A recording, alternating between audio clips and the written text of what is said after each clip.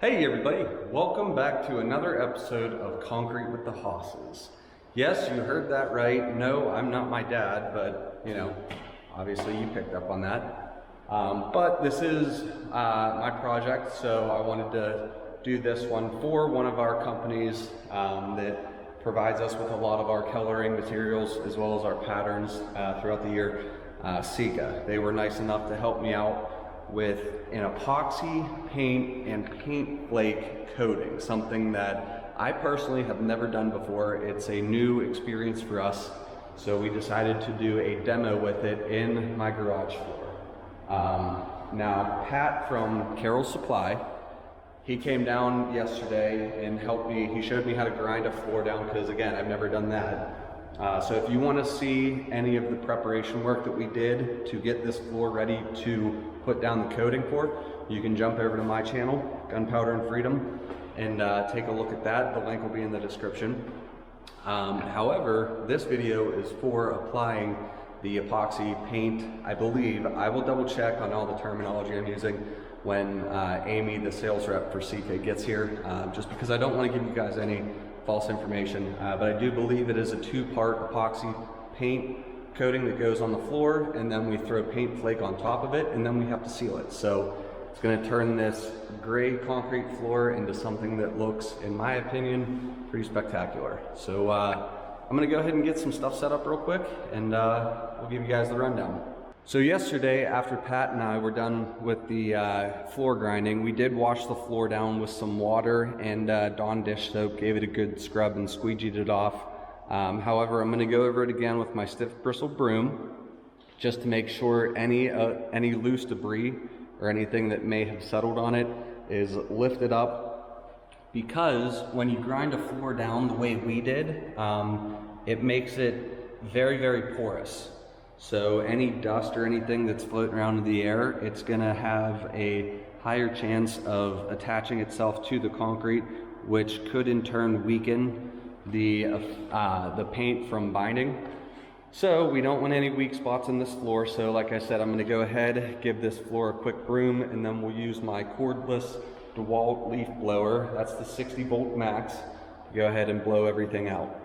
Okay, so this is the Sika Floor 264 in beige rose. It is a two-part component, and Pat was just explaining it really well, so I'm gonna let you take this over. So this is different than your epoxy paints that you're gonna get through like a Home Depot or something like that. This is a professional product that we're gonna put down. It's a lot more durable than the one coat applications, and it's designed for this specific process. So what we have is the best product to do the best job, and we're gonna make it happen right now. Sweet. I really like the way you were phrasing that of we're not calling it a paint product because that implies a one-step process.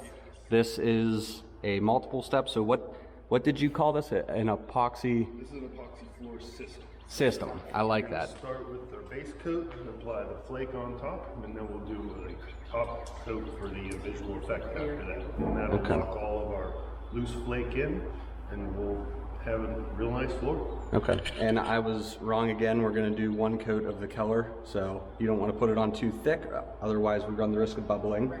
We need to So do 12 to 15 mils. Okay, so one coat of this should be good. Because these are resealable, we're trying not to use all of it all at once because I believe they're saying that 3 gallons should be plenty for this floor. So Pat is trying to figure out the math while I'm sitting here yammering on. So I'll just pipe down and let him do his thing.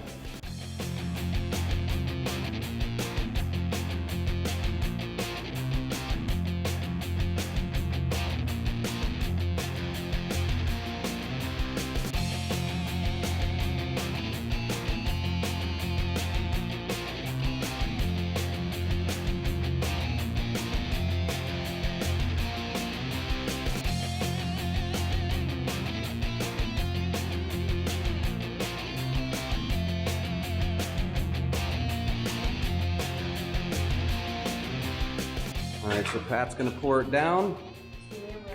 Nice little ribbon. Now if you hear that squeaking, Amy and Pat both have on these spiked elevator looking things that keep them up out of the epoxy. I am wearing my old golf shoes. You pretty much just roll it out. And then like that in the corner.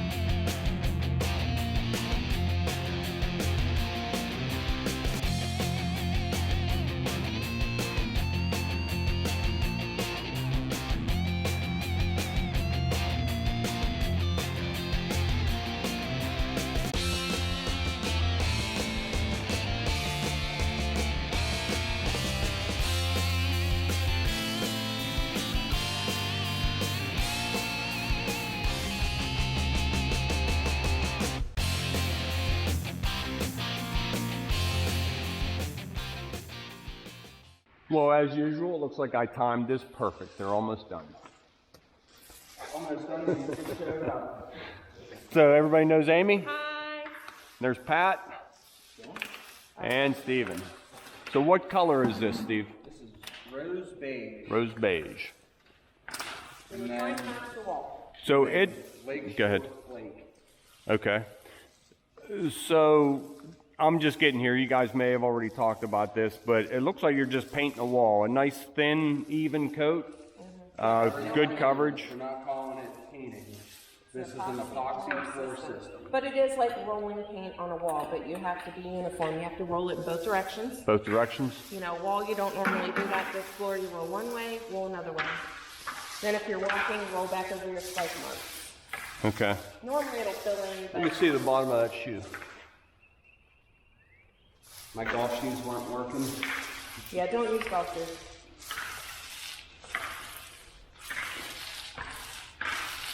And you can feel the thickness and you can see. Yeah, I can see it all like orange peely there, not so there. Yeah.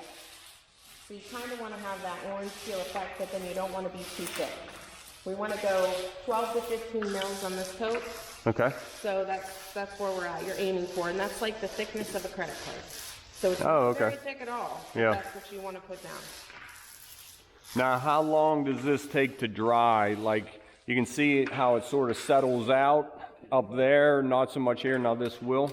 8 hours. 8 hours. Yeah, so we're going to finish this, and then we're going to throw flake off. So, go ahead. Right now, we're just going to take a handful and throw it straight up into the air. And this paper thin. So Steve's just throwing them up in the air. Yep. And let it rain down. You better see much better when he's filming up there. So that gives it that special look. You don't want to He's throw like it feeding the out chickens in on the ground. He's throwing it up and letting it rain down, nice and even. And he doesn't want the floor coated. He just wants speckles like that. So TV. Is that going to be under cabinets That's back the there? workbench area there. Okay. Yeah. It really does come out real random as far as where the flakes land and the colors that are mixed in. Like you're not going to get a lot of black in one area. You're going to get salt and pepper, you know? That's it. And I don't know if it matters, but when we're throwing our release, try to fluff it up a little bit so you don't get clumps. Yeah, I yeah. assume it's the same. Yeah, you don't want clumps in any way, but you guys are mixing up in the pan there and tossing about.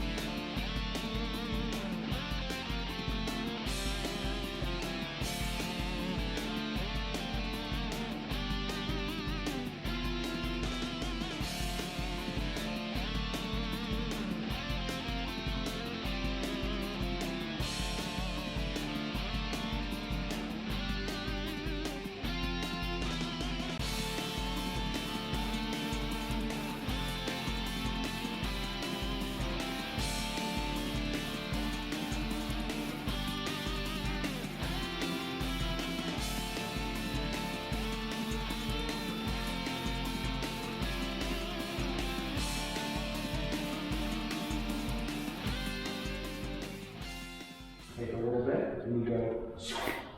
Okay? Wow.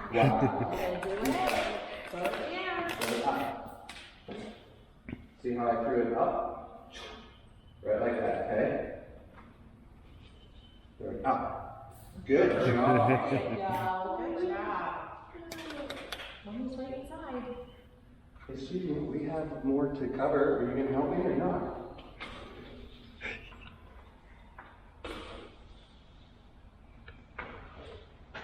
Good job. Here, throw some right here. Okay? Up. You want to throw it up. Like that, okay? Here, I'll help you. Grab some. Now, up. Okay. Here, try it again. Grab some. Don't let go yet. Up, ready? There you go. Woo!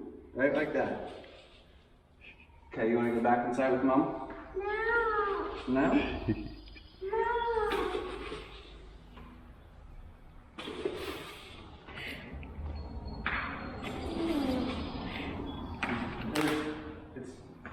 It's not as easy as it looks. It's like, there's a little bit of learning curve to it. Yep. Yeah, you're not wrong. Tossing them the flake. Yeah. But you get them started young, they'll be really good soon. Yeah. She should be bidding side jobs when she's about 5, because she's 2 now. So Yeah. we'll give her Won't 3 be long. years to learn it. Just a minute.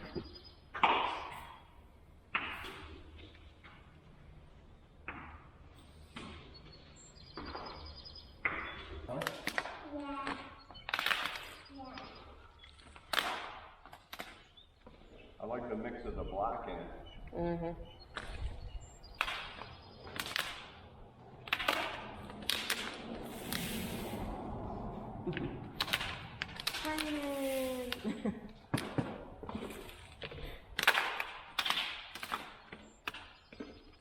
The only reason you don't throw like that, because when you throw like that, it could skid across. Getting heavy, Missy.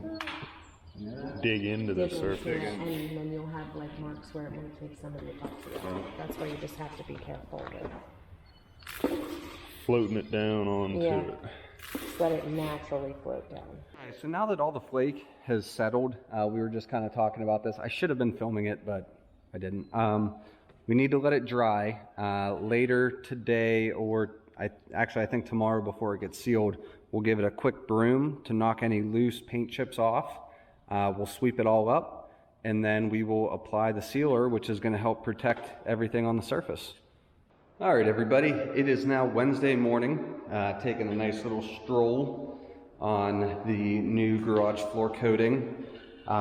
Just walking around, making sure we didn't have any bubbling or anything, but everything looks really, really nice. Now, if you can hear, There's some crunching. That is the flake. That is just a little bit loose on top. You can see it kind of flaking up right there. So now before we apply the two-part epoxy sealer, we do need to go around with like a shop vac and just kind of give it a little bit of a scrape as well as a sweep to break off any of those loose top parts. That way the sealer is going to bind to everything that is on that epoxy based floor system. We don't want any weak spots or anything that would cause that sealer to lift. I am going to have Amy and Pat go over this a little bit more in detail when they get here. Maybe give you guys a little bit of information about the sealer itself and the different methods of doing this. Now we are on day 3, but this was a little bit of a learning curve for me. Couple things that delayed us, a few extra hours that resulted in an extra day, but nothing really major. I really like doing it the way we did it because it gave me a good chance to learn different ways of doing it to help speed this up, to help save time, provided you have the necessary help. So yeah, we're just gonna wait for those guys to get here and start trying to finish this floor. All right, so I went ahead and scraped the floor with that shop vac and swept everything up. So even in these little areas that I have a little bit thicker flaking on, there's really no loose, oh, there's one there. I'll hit that real quick. There's no loose vinyl chips. And I kept saying paint chips. These are actually just vinyl chips. So new process for me. I'm learning this as I go. So now that the flooring and all those vinyl chips are swept up, Amy brought a couple different types of sealer that we were gonna try out. She was giving me a couple options there. Decided to go with the Sika Floor 510 LPL. Now both of these sealers, the 217 as well as the 510, are both two-part epoxy sealants. I went with the 510. Here's the data spec sheet, and you can find this online on their website. This seems to be something that's going to be used for, you know, really high trafficked areas. It has a fast curing time.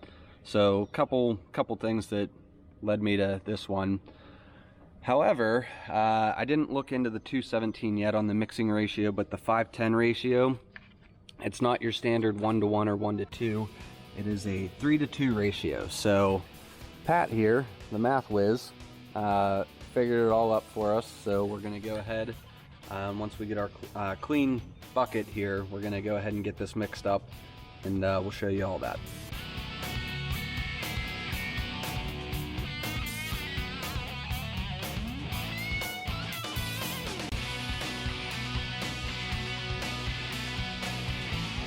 Same thing as yesterday, we'll dump a ribbon of this, paddle squeegee it around, and then I'll back roll.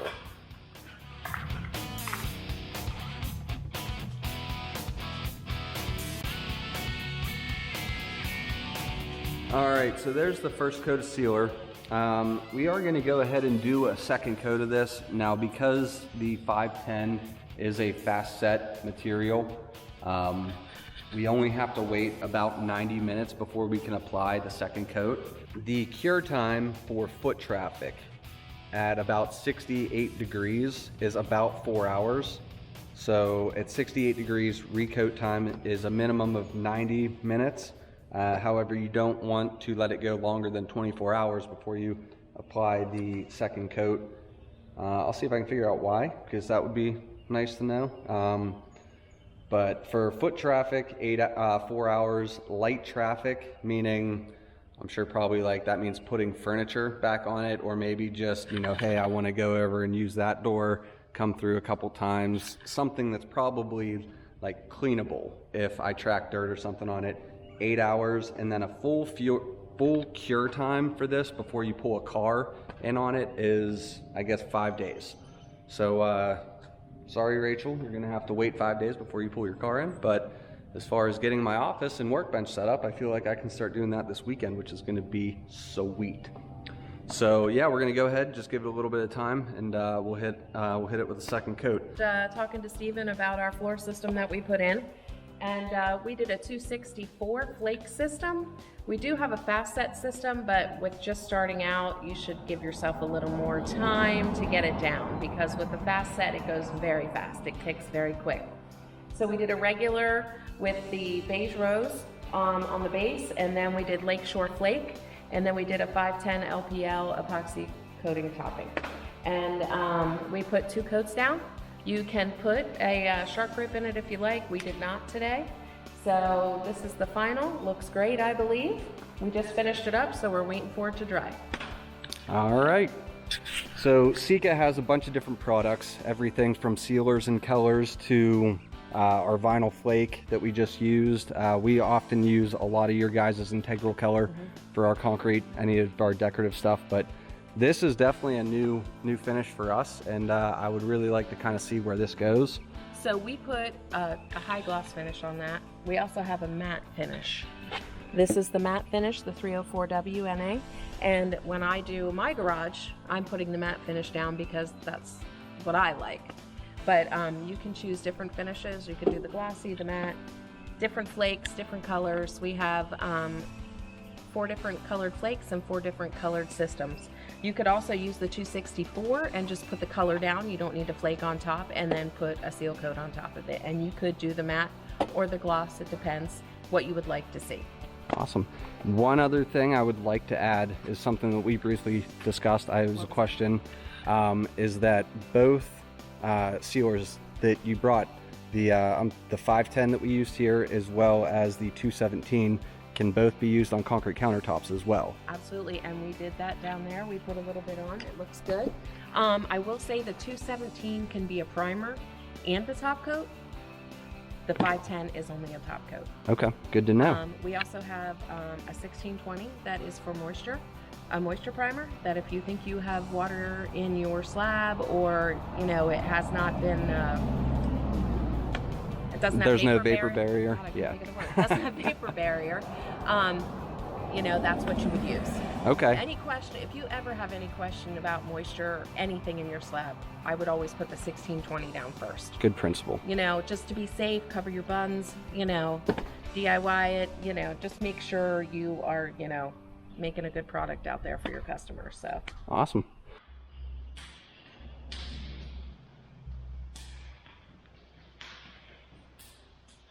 Do you like it, Eleanor? Yeah. All right, everybody. So fast forward about a month, and as you can see, I'm pretty well situated. I got my workbench up. I got my office desk up. But so far, I am loving this epoxy and vinyl flake floor system that we did. It's durable. It's easy to clean. It's easy to sweep. It's easy to squeegee. It's holding up great to all the traffic that we've been putting on it. Rachel's parking her car in here now, so that's awesome to have that out of all the elements, especially with all the rain we've been getting.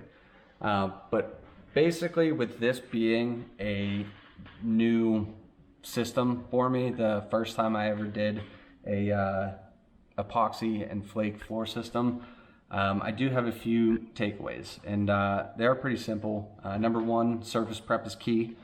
Make sure you're very thorough in your grinding and your cleaning. You want to get all the topical debris off after you rip all the pores open. Number two, attention to detail is a must with this. It's easy on the back, but you need to be thorough. You need to have that attention for detail when it comes to cleaning, when it comes to taping off what you don't want epoxy on. Personally, I wasn't overly concerned about the walls because my trim work's not done, but we had the door taped off. We had the step up by our house door taped off because when you're squeegeeing it and rolling the epoxy base as well as the epoxy sealer, it does tend to get on some stuff. So attention to detail is key. Number three, make sure your ratios are accurate. Double check the spec sheets on your base as well as your sealer because they do tend to change. Make sure your measurements are accurate. Basically, you need to make sure that is up there in importance because if your ratios are not accurate, it's not going to set up, it's not going to harden correctly, it could shrink, it could crack, it could fail. It could possibly even not harden and you could just be dealing with some sticky floor. So make sure you double check that. After you have your ratios measured out and everything and in the bucket, number 4 is make sure you mix it well. If you're not very thorough on your mixing, if you just stir it with a paint stick or something, you might not be getting it all mixed up. So you spend a couple extra bucks, get yourself a mixing paddle or something that can go into an electric drill, something like that, to make sure your products are being mixed thoroughly. Number 5, I wish I did this, but I didn't. Add traction grip to your sealer. It's a couple dollars more to throw in for your second coat, or if you're doing 1 coat of sealer, throw it in. You know, me walking on it personally, I haven't had any spills yet, but Eleanor has wiped out a couple times. Nothing bad, but it is a little bit slippery whenever it is wet. So number 5 here is a little bit of a personal preference, but I would definitely say add traction grip. Number 6, I just said it, I believe in number 1 or number 2, but it's easy on the back and it's easy on the wallet. In my opinion, this is an inexpensive way to dress up your plain dull gray concrete garage floor or basement. They have tons of different colors as far as the epoxy bases go, as well as the vinyl flakes, so you can have a number of different finishes for what I would consider to be a low cost, considering it does add resale to your house. So those are my takeaways, and again, number 1, surface prep's key. Number 2, attention to detail is a must. Number 3, make sure your mixing ratios are accurate. Number 4, mix it really well, be really thorough on that. Number 5, add traction grip. And number 6, easy on the back and the wallet. So with all this being said, you know, I really do hope we get more of these jobs. I told a few of our builders that we're offering this product now, or offering this finish now, and they seem to really love it. They have a number of their new customers, new home builders, saying they want to do this. So I'm really looking forward to doing more of these jobs. I did have a lot of fun doing this through the grinding, you know, as well as the epoxy and the flake. It was really neat to learn something new to add to our arsenal of awesome concrete finishes. If you are in the market for anything concrete related, whether it's, you know, some sort of flooring system like this, or you're doing a patio and you need stamps, patterns, colors, tools, check out our friends at Sika. They have a wide variety of different concrete products, but if you're looking for somewhere around Cranberry to buy these Sika products, then call our friends at CarrollConstSupply. Krista, Zach, Pat, they're awesome there. They take care of us. They have a ton of stuff on stock and in hand when it comes to wire, rebar, as well as machinery. They have machinery rentals. They have a ton of stuff there. So if you're in the market for something like that, check out our friends at CarrollConstSupply, and they'll give you the hookup. So with all that being said, I want to thank you guys for tuning back into another episode of Concrete with the Hosses. If you liked what you saw, please click like and subscribe. Don't forget to check out our store on Etsy. It's something new that we've been trying out over the last couple months.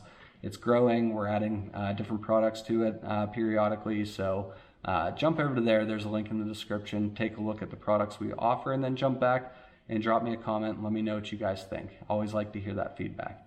But thank you. I know my dad appreciates it, but I'll say it anyways. We appreciate your guys' support, whether it's watching the videos, liking, subscribing. We appreciate it all. So yeah, I think that's about it. So thank you guys again, and we'll see you on the next one. Have a great day.